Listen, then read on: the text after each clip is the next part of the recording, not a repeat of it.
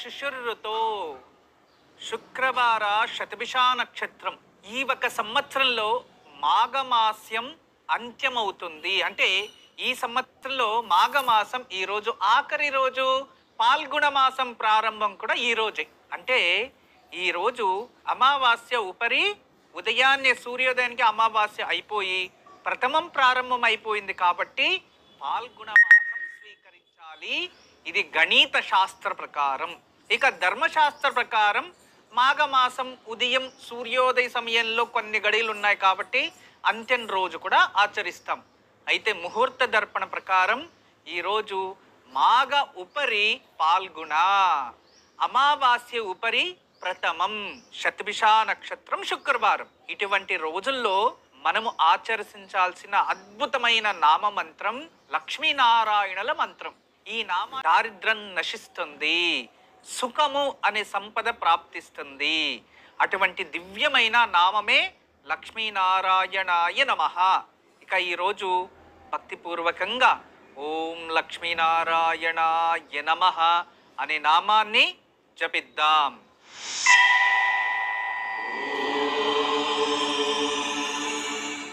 ఓం లక్ష్మీనారాయణాయ నమః.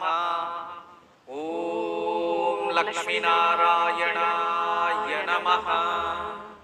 ఓం లక్ష్మీనారాయణాయ నమః. ఓం లక్ష్మీనారాయణాయ నమః. ఈరోజు ఓం లక్ష్మీనారాయణాయ నమః అనే నామాన్ని 108 సార్లు జపించండి.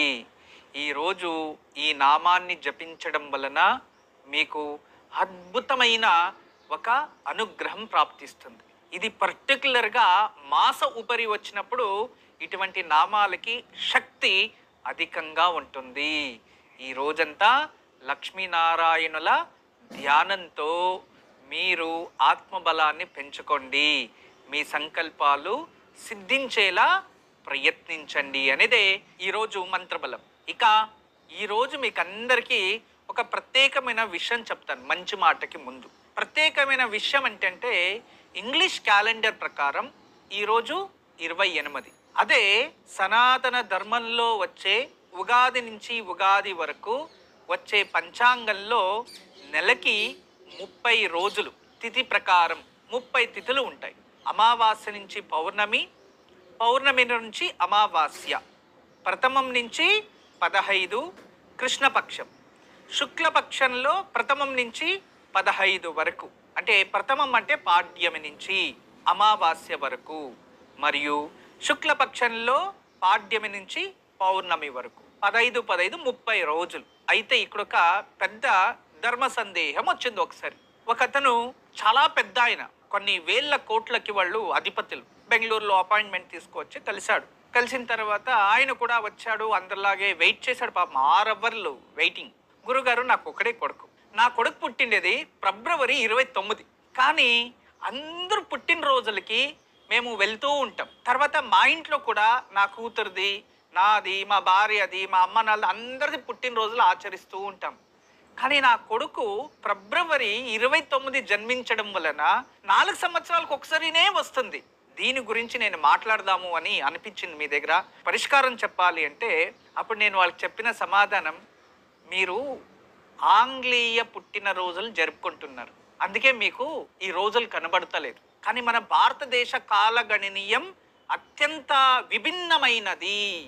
ఇక్కడ ప్రపంచమంతా 4 ఋతువులు ఉంటే ఇక్కడ 6 ఋతువులు ఉంటాయి. ఈ 6 ఋతువులు వసంత ఋతువు, శరద్ ఋతువు, వర్ష ఋతువు, హేమంత ఋతువు, గ్రీష్మ ఋతువు, శిశిర ఋతువు, 6 ఋతువులు ఉంటాయి.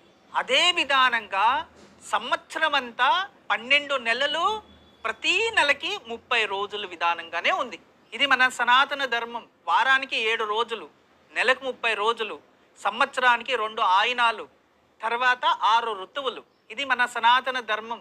ఈ ఒక ధర్మంలో తప్పితే, ఈ ఒక భారత పైన కాలగణనం తప్పితే వేరే ఇంకెక్కడ ప్రాపర్గా పర్ఫెక్ట్గా ఉండదు, ఇంకెక్కడ ఉండదు. అటువంటి లక్షణాలు కలిగిన భూమి భూమండలంలో భారత భూమి మాత్రమే. అందుకే ఇక్కడి నుంచి అంత విశేషమైన సృష్టి, అంత విశేషమైన అద్భుతం ఉంటుంది. అయితే మనం ఏం చేస్తున్నామంటే ఈ కాలగణనీయులన్నిటిని పక్కన పెట్టి ఇక్కడ పుట్టి ఇక్కడ పెరిగి విదేశ సంప్రదాయాలకి అలవాటు పడ్డాం. అయితే భారతీయ కాలగణనీయంలో తిథి అనుసారంగా పుట్టినరోజులు జరుపుకోవాలి, నక్షత్ర అనుసారం కాదు, తిథి అనుసారంగా. ఎందుకంటే నక్షత్ర అనుసారంగా మనము పుట్టినరోజులు జరుపుకుంటే అనారోగ్యము ఇటువంటి వస్తాయి. ఎందుకంటే తారాబలంలో జన్మతారలో ఎటువంటి శుభకార్యాలని ఆచరించకూడదు అని ఉంది. అదే జన్మించిన తిథికి ఆచరించే యోగం ఉంది, అర్థం చేసుకోండి.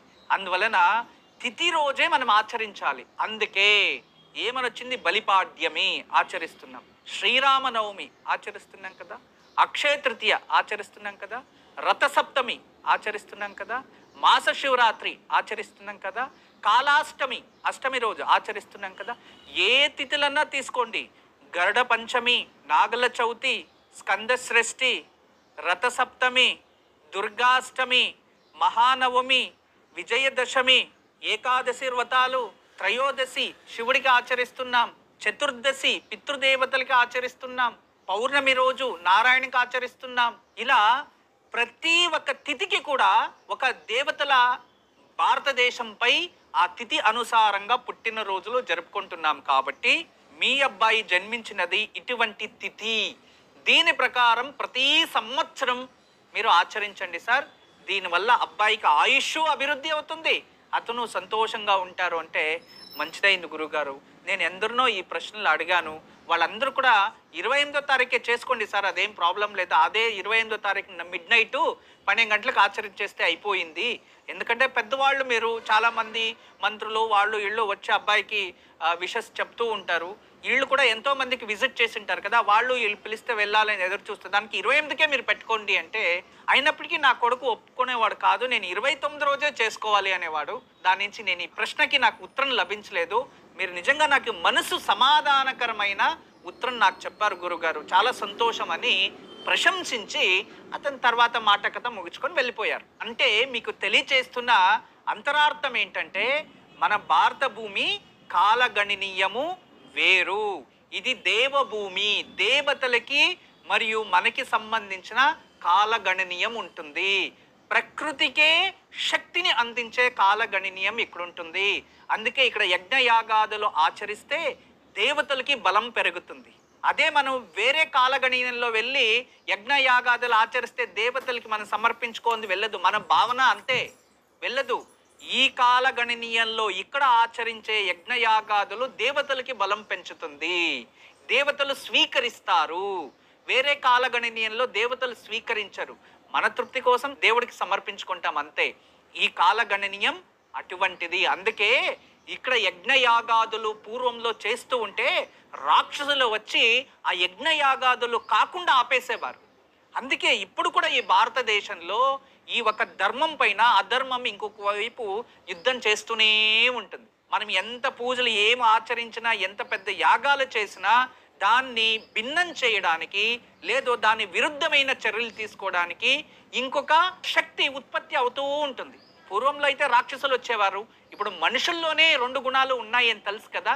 అది మనకి కలియుగం ప్రారంభమైతే మనుషుల్లోనే 2 గుణాలు ఉంటాయని. అలా ఒకవైపు ధర్మము, ఒకవైపు భక్తి మార్గాన్ని ఎన్నుకుంటే మరొక వైపు అధర్మము మరియు ఈ భక్తి మార్గాన్ని భిన్నం చేయడానికి రాక్షసులు కూడా మనుషుల రూపంగానే ఉత్పత్తి అవుతారు. అది కలియుగం. అందువలన ఈ కలియుగంలో మీరందరూ కూడా భక్తి శ్రద్ధతో భగవంతుడు ముందు మీరు ఏం కోరుకున్నా జరుగుతుంది. కానీ మీరు పరిపూర్ణ శ్రద్ధ, నమ్మకం, భక్తి లేదు. పరిపూర్ణమైన నమ్మకం, శ్రద్ధ, భక్తి ఈ 3 ఏకకాలంలో భగవంతునికి సమర్పించుకుంటే మీ కష్టాల నుంచి మీరు బయటపడతారు. ఏదో భగవంతునికి పూజించేస్తే మంచిదైపోతుంది అని కాదు, పరిపూర్ణమైన ప్రేమతో, భక్తితో, శ్రద్ధతో భగవంతుని దగ్గర మనము పూజని ఆచరించాలి. భగవంతుడు ముందు ప్రత్యక్షమైనా కూడా మన భక్తి చలించకూడదు. అంత భక్తితో ఉంటే ఆ భక్తికి ప్రతిరోజు మనం పూజిస్తే ఎటువంటి ఫలమో దాన్ని 70% ఎక్స్ట్రా భక్తి వస్తుందంట, అంటే ప్రతిఫలం ప్రాప్తిస్తుందంట. ప్రేమ, శ్రద్ధ, భక్తితో కలిగిన పూజల్లో 70% అధికమైన ప్రతిఫలం ప్రాప్తిస్తుంది. 7 నిమిషాలు పూజిస్తే ఎటువంటి పుణ్యఫలమో 1 నిమిషంలోనే ప్రాప్తిస్తుంది ఈ 3 ఏకకాలంలో భగవంతుని దగ్గర ఉంచితే. అందుకే భక్తి ప్రేమతో, శ్రద్ధతో, నమ్మకంతో భగవంతుని పూజించండి. గురుజీ పార్వతీపురం నుంచి రమ్య కాలర్ లైన్ లో ఉన్నారు, వారితో మాట్లాడదాం. హలో. నమస్కారం అండి, తెలియజేయండి గురుజీ.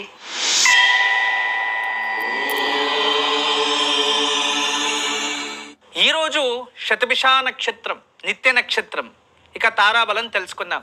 ముందుగా అశ్విని మక మూల నక్షత్రంలో జన్మించిన వారికి సాధక తార శుభమే. భరణి పుబ్బ పూర్వాషాఢ నక్షత్రంలో జన్మించిన వారికి ప్రత్తరి తార, ఇది మీకంతా శుభం కాదు, జాగ్రత్త వహించండి.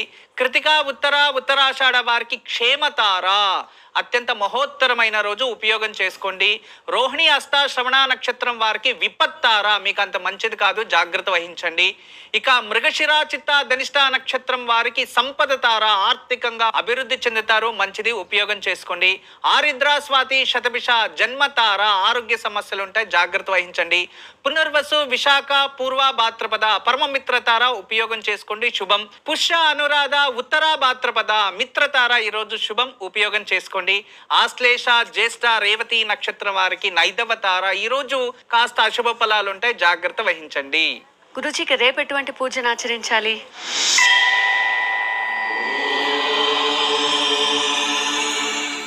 రేపు ద్వితీయ, విశేషమైన రోజు, చాలా శక్తియుతమైన రోజు కూడా రేపు. మీరందరూ కూడా రేపు అదృష్టవంతులు అవ్వాలి అంటే గురువుని పూజించాలి. రేపు గురు ఆరాధన, గురు అర్చన చాలా విశేషమైన యోగాన్ని ఇస్తుంది. మన ఇంట్లో దత్తాత్రేయ స్వామి వారు ఉంటే దత్తాత్రేయ స్వామి వారికి కాస్త శ్రీచందనం అంటే గంధం అలంకరించి, పుష్పాలకి కాస్త గంధం ప్రోక్షణ చేసి దేవుడు పాదాలకి సమర్పించుకొని నెయ్యి దీపాలు వెలిగించి ఆ ఒక దత్తాత్రేయ స్తోత్రము, నారద రచిత దత్తాత్రేయ స్తోత్రం వస్తుంది, అద్భుతమైనది. ఆ దత్తాత్రేయ స్తోత్రాన్ని పారాయణం చేసుకొని దత్తుడికి ఏదైనా తీయని నైవేద్యం పెట్టండి. ఇలా చేయడం వలన గురుబలము, వివాహానికి కావలసిన గురుబలం ప్రాప్తిస్తుంది. ఉద్యోగ బలము, ఉద్యోగానికి కావలసిన గురుబలం ప్రాప్తిస్తుంది. ఆర్థికంగా అభివృద్ధి చెందడానికి గురుబలం ప్రాప్తిస్తుంది. అద్భుతమైన పూజా విధానం. ఈ పూజన్ని చేయడానికి కాకపోయినా గురు నామమంత్రమైన శ్రీ గురు దత్తాయ నమః అనే నామాన్నైనా జపించండి. గురుజీకి ఈరోజు యోగక్షేమాలు ఏం తెలియజేయబోతున్నారు?